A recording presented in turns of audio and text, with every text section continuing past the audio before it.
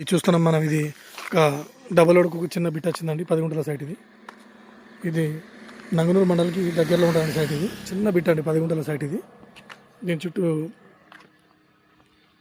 కనీలును జాలి వేసి ఫెన్సింగ్ వేసి ఉంటుందండి. ఇది ఈ 10 గుంటల సైట్ వచ్చేసి మనకి గుంట వచ్చేసి 2 లక్షలు చెప్తున్నాడు అండి.